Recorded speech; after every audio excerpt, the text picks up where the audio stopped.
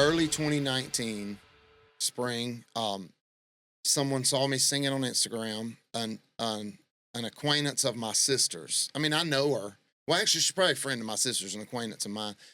And she saw me singing on Instagram, and she sent a link to an open call audition for The Voice that was in the end of July.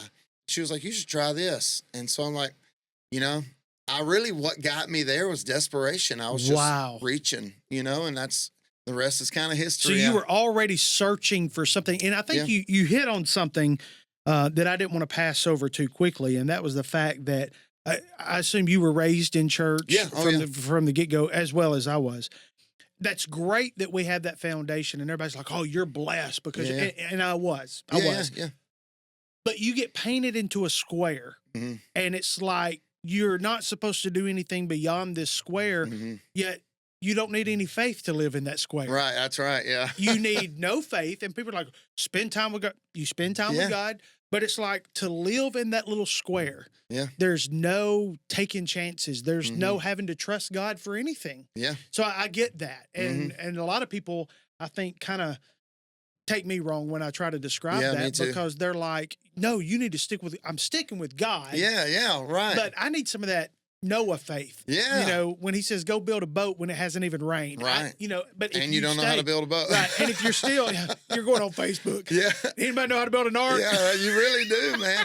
And one of the number one things that I feel really top of the list takeaways for me at this particular point, I mean, there's a lot of life left, I hope, so we'll see, is that, first of all, methodology, it's fine. You do it how you do it, as long as you're not like off in left field with some crazy, like, heretic kind of stuff. I'm not like, because when you have these conversations, I think a lot of people feel like when you're saying that you are pursuing sort of a different route, then they take that as a criticism to their route. Right. No, it's not not at all. Not at all. But one of the biggest takeaways I got is that I try to convey this to people more in relationship than anything, because it's weird a lot of people don't understand if you just blanket them all. But all of us probably, I know the church folks, because those are my folks. And so it's like you don't even realize that you're in a bubble until you get out of it. And then you're like, "Oh man, I was literally in this vacuum." There's a whole big world out here. Yeah. And you don't realize it until you come out of it. Here's what I learned, and it's going to sound like I'm trying to say a joke, and I'm not, but I learned very young that I could get up and talk about being raised in church all my life, never got exposed to drugs or alcohol. No one wanted to hear my testimony. Yeah. But you let a guy come in that, strung out on drugs, was a part of the mob, killed 14 people, and we're going to pay him $1,500 to come in and share his.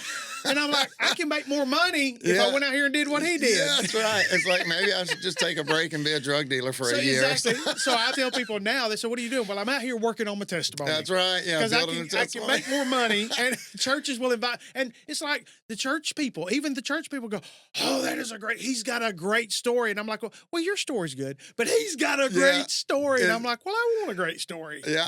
I was telling my wife, I've got some people that I know. I don't know. I wouldn't say that we're close, but it's kind of funny to me because they have, according to like the public eye, have a good bit more success than I've had so far. And there was a point in their life where they said they were going to step away from what they're doing to focus on their family. And I think that's great, Yeah. But I'm like, I told my wife, I'm like, dang, these people are like blowing up because they're stepping away to take care of their family. I spent my whole life taking care of my family. Now I'm pursuing this and no one cares. No one cares. I'm taking care of my family all this time. Whole time I've been taking care of y'all and nobody cared.